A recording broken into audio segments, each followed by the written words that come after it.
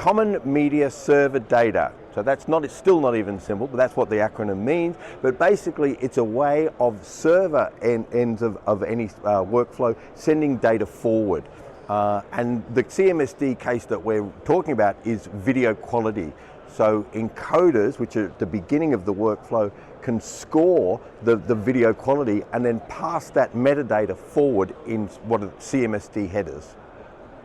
Well, basically, otherwise you need the old-fashioned hardware systems that are kind of like an external probe that needs to assess the video quality. But we're in the modern world now, and sort of there's a lot metadata is available. Encoders are capable of doing it. They actually do it anyway because they need to rate scenes and do things. So they're actually already doing this quality measurement.